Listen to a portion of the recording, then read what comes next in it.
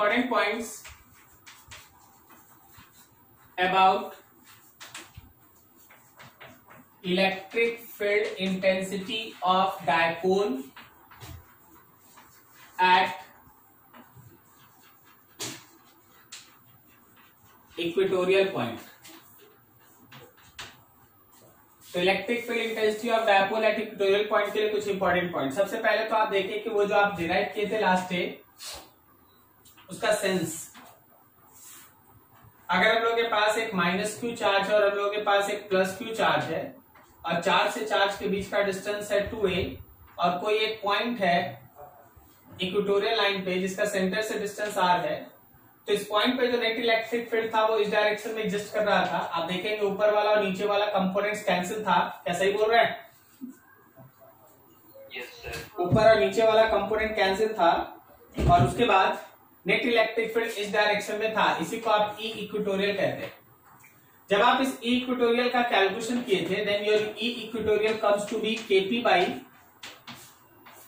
Are square plus A square पे power 3/2। क्या सही है?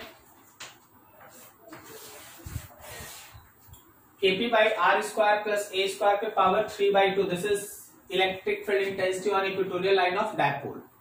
अब यहां से देखो सेकेंड पार्ट, अगर वेक्टर फॉर्म में लिखे,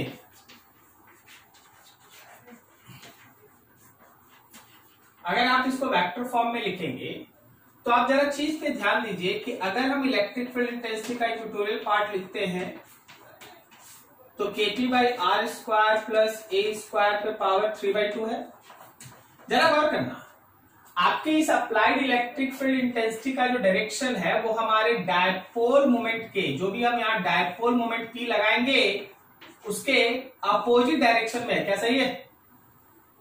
तो वेक्टर के लिए यहाँ पे एक माइनस साइन लग जाता है P में और वेक्टर का साइन, ये माइनस साइन बताता है कि P का जो भी डायरेक्शन होगा तुम्हारे इलेक्ट्रिक फील्ड इंटेंसिटी का जो इक्वेटोरियल लाइन पे आप लिए हैं, इलेक्ट्रिक फील्ड इंटेंसिटी जो आप इक्वेटोरियल लाइन पे लिए वो जस्ट उसका अपोजिट डायरेक्शन में होगा।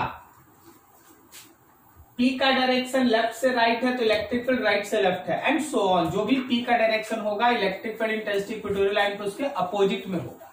ठीक है, अब जरा देखना for short dipole, for short dipole, आप एक शॉर्ट डायपोल, तो शॉर्ट डायपोल वो हो गया जिसमें ए आर से काफी छोटा है। अगर ए आर से काफी छोटा है, ठीक है, अगर ए आर से काफी छोटा है तो R square plus A square को हम लोग अप्रोक्सीमेटली आर स्क्वायर लिख दें, तो मेरे इस इलेक्ट्रिक फील्ड इंटेंसिटी का इक्वेशन हो जाए केपी बाई आर क्यूब होगा। क्या देखो, आर स्क्वायर पावर 3/2, 2 करिए आर क्यूब। तो कोई भी अगर शॉर्ट डायपोल है इक्वेटोरियल लाइन पे तो इलेक्ट्रिक फील्ड इंटेंसिटी का इक्वेशन हो गया केपी बाई आर क्यूब। यहां भी तुमको एक फैक्टर इंपॉर्टेंट मिलता है कि व्हेन इक्वेटोरियल लाइन पे your electric field is proportional with 1/r³। Your electric field is proportional with 1/r³। ठीक है ना? तो देखो जो एक चीज इंपॉर्टेंट दिमाग में बैठा लेना, वेरी इंपॉर्टेंट एक्चुअली, वो क्या है कि अगर हम लोग इलेक्ट्रिक फील्ड किसी भी पॉइंट चार्ज का लेते हैं, पॉइंट चार्ज, तो इलेक्ट्रिक फील्ड 1/r² के साथ प्रोपोर्शनल होता है। ठीक है, कोई भी पॉइंट चार्ज का इलेक्ट्रिक फील्ड लीजिएगा 1/r² के साथ प्रोपोर्शनल होगा। लेकिन अगर आप इलेक्ट्रिक फील्ड किसी भी डायपोल का लीजिएगा तो हमेशा 1/r³ के साथ प्रोपोर्शनल होता है। Remember this. तो जरा सोच के बताना, किस केस में इलेक्ट्रिक फील्ड ज्यादा तेजी से चेंज करता है, डायपोल में या पॉइंट चार्ज में? डायपोल में। Very good. जिसको भी नहीं समझना है सुनो, अगर डिस्टेंस को तुम दुगना कर देगा, मान लो सोर्स चार्ज से डिस्टेंस को हम दुगना कर देंगे तो पॉइंट चार्ज में R डबल होने से इलेक्ट्रिक फील्ड 4 गुना घट जाएगा, नीचे R स्क्वायर है। लेकिन डायपोल में वही डिस्टेंस डबल कर देने से इलेक्ट्रिक फील्ड 8 गुना घट जाएगा। क्या समझ में आया? R³ है ना? 2R का क्यूब। तो अगर मान लीजिए जैसे हम आपके सामने एक छोटा सा ग्राफ बनाते हैं, अब बोलेंगे देखो भाई इलेक्ट्रिक फील्ड और डिस्टेंस के बीच का ग्राफ है, एक ग्राफ ऐसा है और एक ग्राफ ऐसे है, ठीक है, ए है और बी है, कौन सा ग्राफ तेजी से चेंज कर रहा है, ए या बी? बी ज्यादा तेज है, बी का स्लोप फास्ट है, बी का स्लोप फास्ट है, करेक्ट, तो बी है डायपोल, और रिलेटिवली दैट ए का स्लोप कम है तो ए है पॉइंट चार्ज। क्लियर? बी है डायपोल और ये क्या है, पॉइंट चार्ज। जिसका फील्ड तेजी से घट रहा है वो डायपोल है, और जिसका फील्ड स्लाइटली स्लो घट रहा है वो क्या है, पॉइंट चार्ज। तो ये चीज ध्यान रखना। अब चलो एक फेमस क्वेश्चन बनाओ, थोड़ा कॉन्सेप्ट क्लियर होगा। देखो जरा ध्यान से, फॉर टू शॉर्ट डायपोल्स, यहां पे दो शॉर्ट डायपोल है, एक का डायपोलमेंट P1 इधर है, एक का डायपोलमेंट P2 इधर है। वैसे आपके नॉलेज के लिए बता दें कि P1 और P2 दोनों का मैग्नीट्यूड P है। अब आपको एक पॉइंट दिया गया एक्स एक्सिस पे, d डिस्टेंस अवे, बोला गया कि इस पॉइंट पे नेट इलेक्ट्रिक फील्ड बताओ। शॉर्ट डायपोल है, दो शॉर्ट डायपोल है, दोनों का डायपोलमेंट P है, डायरेक्शन आपके सामने बना हुआ है, एक पॉइंट है जो ओरिजिन से d डिस्टेंस अवे है, तुमसे बोला गया है कि उस पॉइंट पे नेट इलेक्ट्रिक फील्ड इंटेंसिटी बताइए। How you can solve that? Actually you have to proceed by two separate different dipoles. अगर आप गौर करें तो देखिए P1 डायपोल के लिए ये एक्सियल है, क्या सही है? बोलो जी हाँ या ना, समझ में आ रहा? P1 डायपोल के लिए एक्सियल है, जबकि P2 डायपोल के लिए क्या है, इक्वेटोरियल है। तो P1 के लिए एक इलेक्ट्रिक फील्ड होगा जो P1 के डायरेक्शन में होगा E1, और P2 के लिए एक इलेक्ट्रिक फील्ड होगा जो P2 के अपोजिट डायरेक्शन में होगा, इक्वेटोरियल वाला कॉन्सेप्ट। क्या ये समझे आप? तो यहाँ दो इलेक्ट्रिक फील्ड, एक P1 के लिए तो P1 वाला एक्सियल कॉन्सेप्ट, और एक P2 के लिए इक्वेटोरियल कॉन्सेप्ट। क्या किसी को कोई डाउट?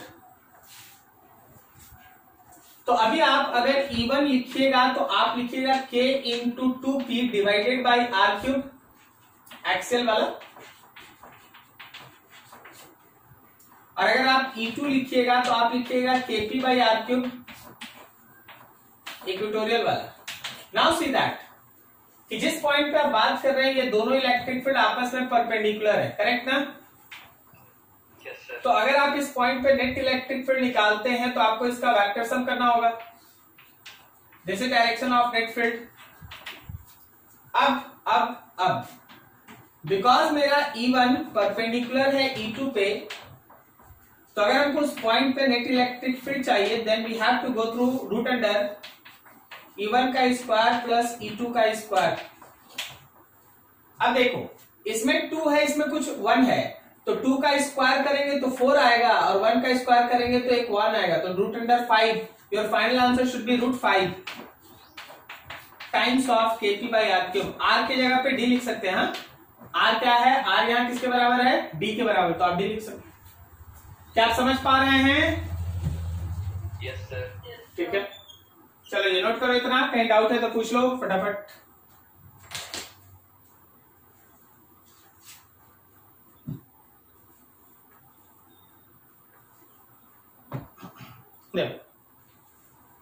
थर्ड सेक्शन,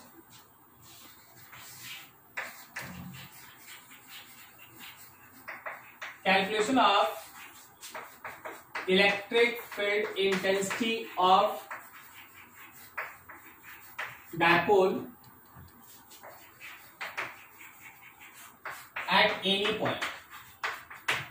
इस बार हम लोग एक्सियल और इक्वेटोरियल से आगे हैं, हम लोग एनी पॉइंट का डिस्कशन कर रहे हैं, एक्सियल और इक्वेटोरियल नहीं, एनी पॉइंट। देखिए हम क्या कहना चाहते हैं। मान लीजिए आपके पास है एक -Q चार्ज और एक है +Q चार्ज, और यहां से यहां तक के बीच का डिस्टेंस, यहां से यहां तक के बीच का डिस्टेंस है 2a। आप इस लाइन को लेते हैं इक्वेटोरियल, आप इस लाइन को लेते हैं इक्वेटोरियल, ये लाइन होता है axial, but this time your point is situated somewhere at this P and from centre of dipole it is an angle theta. अगर ये P पॉइंट एक्सेल लाइन पे हुआ, अगर ये P पॉइंट एक्सेल लाइन पे हुआ तो थीटा 0, और अगर ये P पॉइंट इक्वेटोरियल लाइन पे हुआ तो थीटा 90। क्या समझ पा रहे हैं इस बात को? ठीक है, अब जरा फिगर पे ध्यान लगाना, फिगर पे ध्यान लगाना। तुम जरा गौर करो, तो यहां पे आपके पास है एक डायपोल मोमेंट P। इस P का दो कंपोनेंट होगा, एक होगा इस लाइन के अलोंग में, क्या वो P cos थीटा है, और एक होगा इस लाइन के परपेंडिकुलर, थोड़ा बड़ा बना दिए हैं ताकि लिखने में बने, क्या वो P sin थीटा होगा? बोलो जी बोलो, समझ में आ रहा है क्या? तो यहां पे एक P था, बीच में एक P है, लेकिन P का एक कंपोनेंट इधर है P cos थीटा और एक कंपोनेंट इस डायरेक्शन में P sin थीटा। ठीक है, अब जरा गौर करना कि जिस पॉइंट पे आप चर्चा कर रहे हैं वो P cos थीटा के लिए एक्सियल लाइन के ऊपर है, और वही पॉइंट P sin थीटा के लिए कौन सा पॉइंट है? इक्वेटोरियल। ठीक है, तो अब जरा गौर करना, P cos थीटा के एक्सियल लाइन के होने की वजह से इस डायरेक्शन में एक इलेक्ट्रिक फील्ड होगा, इसको हम लोग E रेडियल कह दिए, और P sin थीटा के अपोजिट डायरेक्शन में, P sin थीटा के अपोजिट डायरेक्शन में एक इलेक्ट्रिक फील्ड होगा, इसको हम लोग E परपेंडिकुलर या E हम लोग है इक्वेटोरियल कह दिए इसे। क्या आप ये फिगर समझ पा रहे हैं एक एक करके? हाँ, given point is situated on axial line for P cos theta and equatorial line for P sin theta। जो मेरा गिवन पॉइंट है that is situated on axial line for P cos theta and equatorial line for P sin theta. Axial line for P cos theta and equatorial line for P sin theta. क्या सही है? तो जरा गौर करना कि जो हम लोगों का ER है वो एक्सेल के फॉर्मूला से लिखा जाए। एक्सेल का फॉर्मूला कहने का मतलब आप पढ़े ना, K into 2P divided by R cube, पढ़ा है? लेकिन P नहीं डालेंगे, P थोड़ी डालेंगे, यहां तो P cos थीटा ना केवल काम में आ रहा है। क्या समझ पा रहे आप लोग? ठीक है, अब देखिए E इक्वेटोरियल वाला फॉर्मूला तो है KP बाई R क्यूब, लेकिन P पूरा थोड़ी ना है, P sin थीटा के लिए इक्वेटोरियल है तो P sin थीटा लेंगे। फिगर पे आओ, तुम ध्यान से देखेगा तो तुमको मिलेगा E का रेडियल जो है वो E के इक्वेटोरियल पे परपेंडिकुलर है। सो अगर हमको इस पॉइंट पे नेट फील्ड लिखना पड़ा, तो this is the direction of E net. ये मेरे नेट इलेक्ट्रिक फील्ड का डायरेक्शन है, जबकि ये दोनों आपस में 90 था। ठीक है, so net electric field is under root E radial का स्क्वायर और E इक्वेटोरियल का square,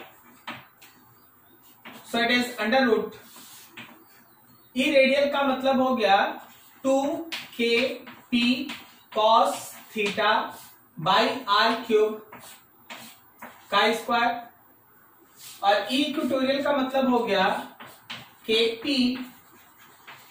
sin theta by R cube का स्क्वायर। चलिए गौर करते रहिए, समझते रहिए। KP by R cube common, KP by R cube निकल गया भाई, अंडर रूट 2 cos थीटा का स्क्वायर मतलब 4 cos स्क्वायर थीटा और प्लस यहां पे sine square theta, 4 cos square theta plus sine square theta, cos square theta plus sine square theta is 1, so it is KP by r cube is actually under root 3 cos square theta plus 1. This is net electric field intensity at any point in case of dipole. Net electric field intensity at any point in case of dipole. आप देखिएगा ना, आपको बहुत interesting result है ये है क्योंकि इसके अंदर है ना एक्सियल और इक्वेटोरियल दोनों छिपा है। तो मेरा गौर करना कि फॉर एक्सियल लाइन के लिए थीटा है 0 डिग्री। जैसे ही आप cos 0 पुट कीजिएगा ये वैल्यू 1 होगा तो 3 + 1 4 का रूट 2 ना। तो एक्सियल लाइन पे तो होता है ना 2 KP बाई आर क्यूब। और अगर आप बात करेंगे इक्वेटोरियल लाइन का तो थीटा है 90। बोलो जी cos 90 कितना? 0। तो रूट अंडर 1 मतलब 1 KP by R cube. Clear है? तो ये फॉर्मूला ज्यादा यूजफुल होगा जब आपके किसी पॉइंट पे बात किया जाएगा। एट एनी पॉइंट, जब भी आपसे बोला जाएगा एट एनी पॉइंट डिस्कस करो, you have to go through this way. हम आपको और थोड़ा हेल्प कर देते हैं। डायरेक्शन भी चलो देख लेते हैं। Direction of इनेट eight any point. मान लीजिए जो आपका इनेट है, जो आपको फिगर दिख रहा है, इनेट जो है वो ई रेडियल के साथ अल्फा एंगल बनाता है। इनेट जो है वो ई रेडियल के साथ अल्फा एंगल बनाता है। Let E net makes an angle alpha with E radial. मान लो हम लोगों का कि जो नेट इलेक्ट्रिक फील्ड है वो रेडियल के साथ अल्फा एंगल बनाता है। तो जरा गौर करना, यहाँ एक ट्रायंगल, उस ट्रायंगल पे गौर कर। क्या tan alpha is equal to perpendicular by base लिख सकते हैं? तो परपेंडिकुलर में कौन आएगा? इक्वेटोरियल वाला वैल्यू आएगा और बेस में कौन आएगा? रेडियल वाला। Therefore tan alpha is perpendicular में आएगा इक्वेटोरियल वाला वैल्यू और बेस में आएगा रेडियल वाला value. So tan alpha is equatorial वाला formula KP sin theta by R cube divided by axial वाला K into 2P cos theta by R cube. तो इसमें KP आर क्यूब कैंसिल, देख लो जो बचा। तो आपके पास बचा है tan alpha is actually tan theta by 2। tan alpha is actually tan theta by 2. tan alpha is equals to tan theta by 2. आप इसके बेसिस पे डायरेक्शन निकाल सकते हैं। tan alpha is equals to tan theta by 2. Theta क्या है? Theta actually यहां ध्यान रखना, ये एंगल है थीटा। आप जो पॉइंट चुन रहे हैं वो कहां है, उसका ये एंगल जो होगा वो थीटा है। थीटा पुट करके आप अल्फा निकाल सकते हैं। समझ के नोट कीजिए, क्वेश्चन एक करते हैं और ज्यादा क्लियर हो जाएगा। नोट करो बढ़िया से।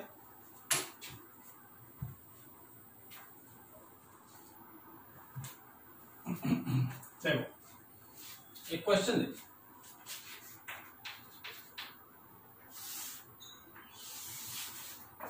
ये एक्स एक्सेस, ये वाई एक्सेस। तुम्हारे पास यहां एक डायपोल है, एक शॉर्ट डायपोल है जिसका डायपोल मोमेंट है P। आपसे बोला गया कि देखिए कि आपके पास एक पॉइंट है, इस पॉइंट का कोऑर्डिनेट है 10 10। पॉइंट का कोऑर्डिनेट है 10 10। Find electric field intensity at given point.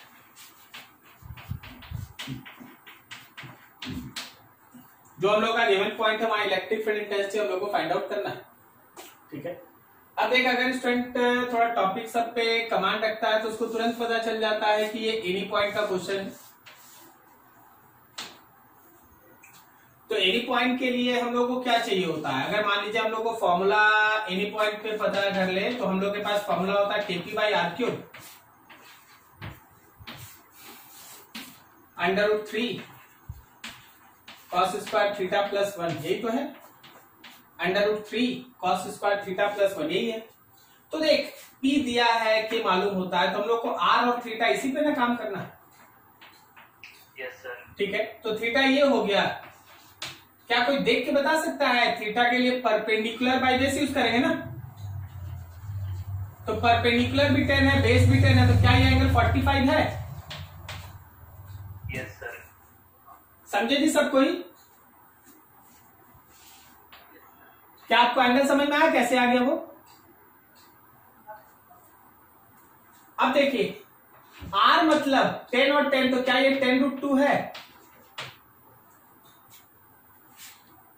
So your electric field intensity is Kp by R की जगह पे 10√2 का cube √3 cos square 45 degree plus 1। Solve कर दीजिए, जो आया वही आंसर, जो आया वही आंसर।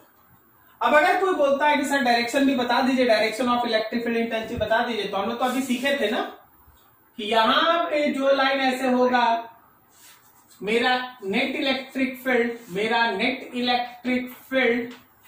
ये एंगल बनाएगा अल्फा, मेरा नेट इलेक्ट्रिक फील्ड ये एंगल बनाएगा अल्फा। ठीक है, तो अभी हम थोड़ी देर पहले ही सीखे हैं कि your tan alpha is equals to tan theta by 2।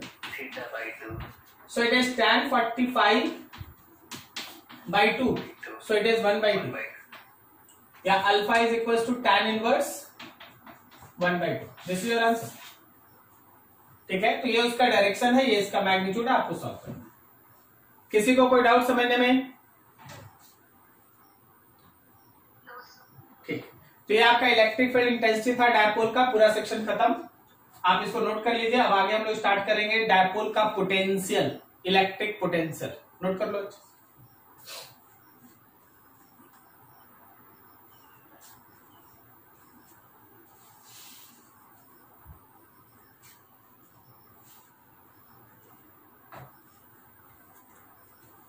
Next हम लोगों के पास इलेक्ट्रिक पोटेंशियल,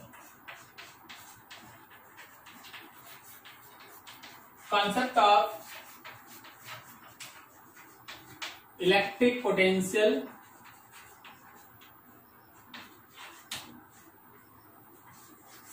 ऑफ डायपोल। अब हम लोग डायपोल के इलेक्ट्रिक पोटेंशियल के बारे में डिस्कस करेंगे। सबसे पहला है on axial line, axial line पे ध्यान।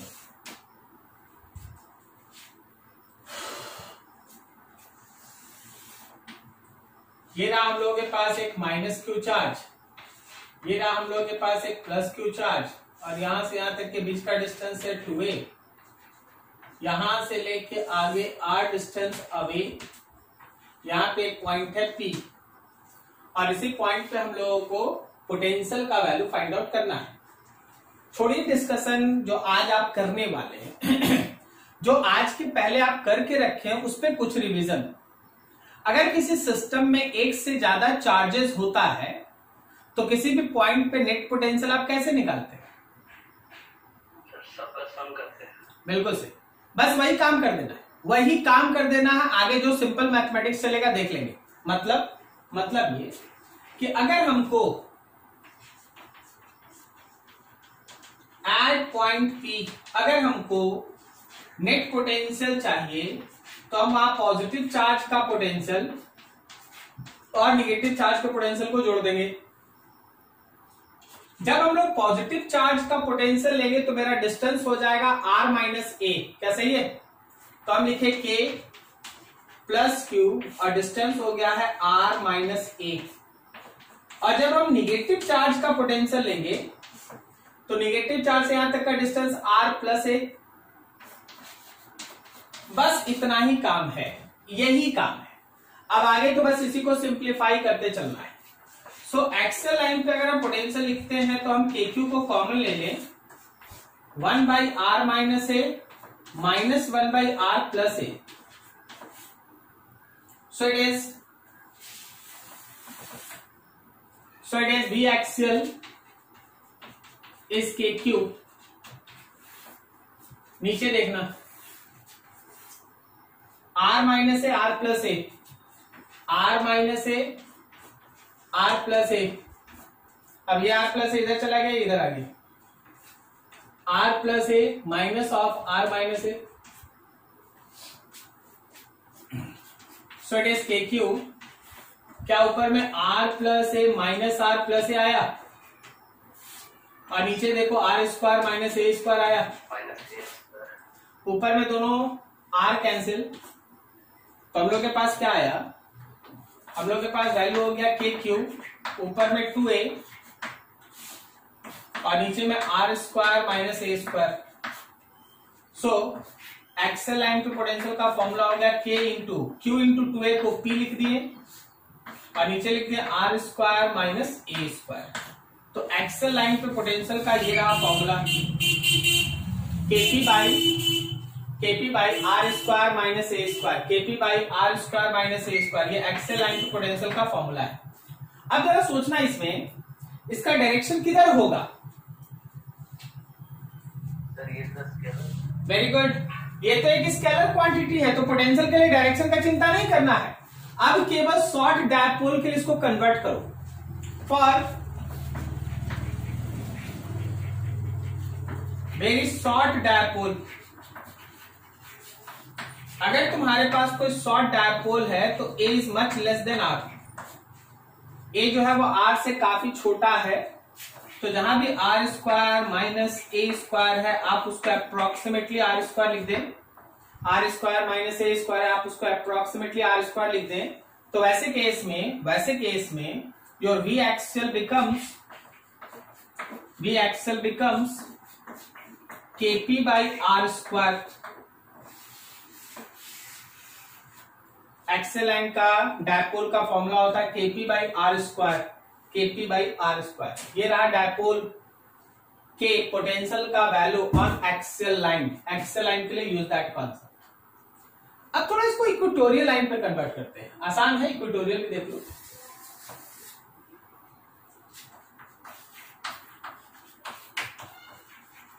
ऑन इक्वेटोरियल लाइन, चल भाई equatorial line.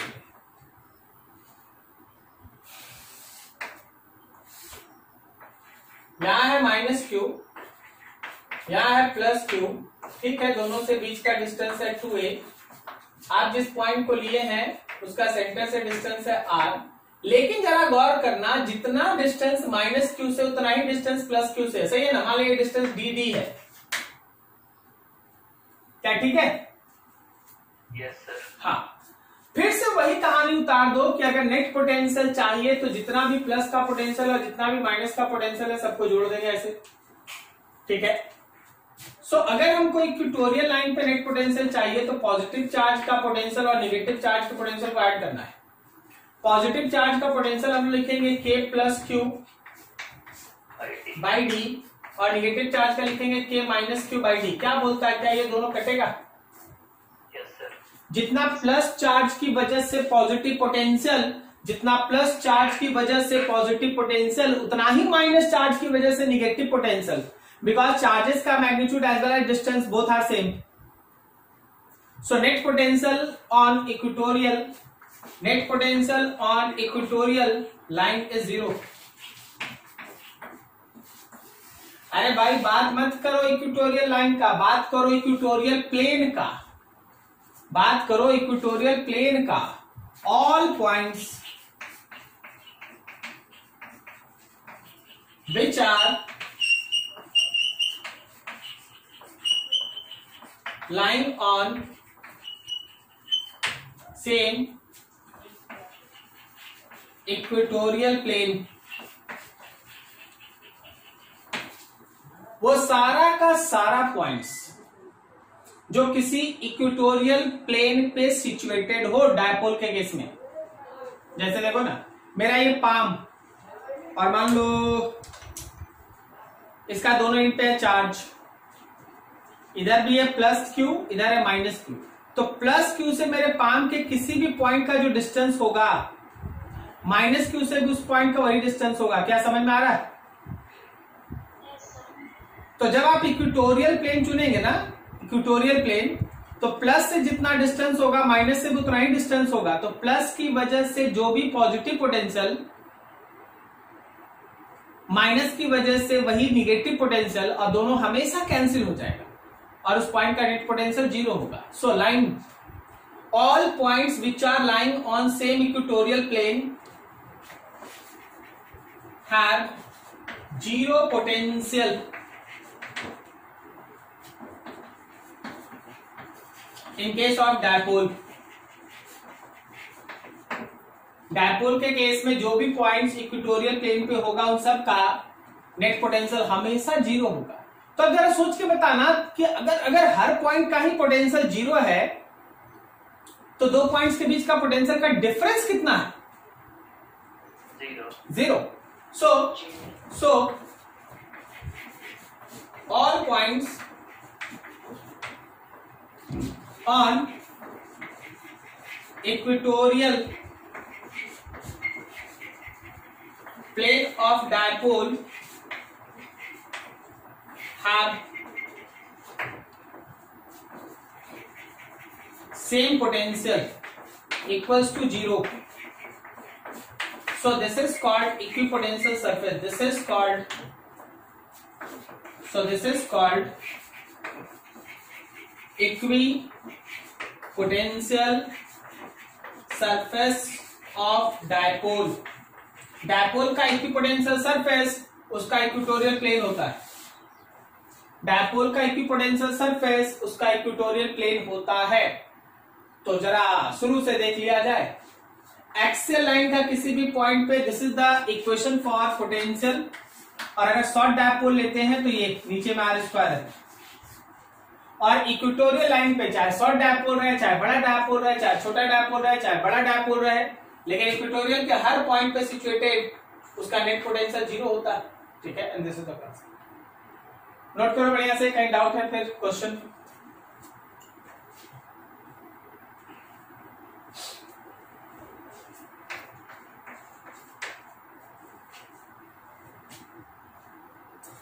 Plus Q charge रखा है 0 0 प्लस ए पे, माइनस क्यू चार्ज रखा है 0 0 माइनस ए पे।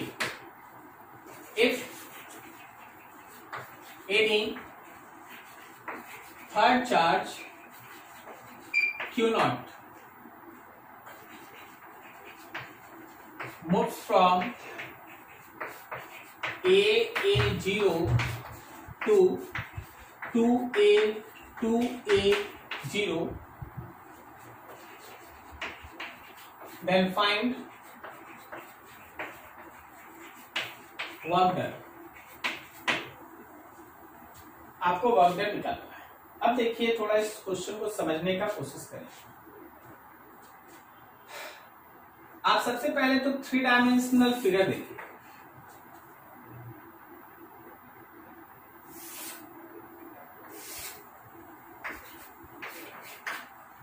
ये एक्स एक्सिस, ये वाई एक्सिस, ये जेड एक्सिस। जेड एक्सिस के ऊपर प्लस क्यू रखा है, यहां पे प्लस क्यू रखा है 0 0 ए पे, और माइनस क्यू रखा है 0 0 माइनस ए पे। ये जेड पे रखा है।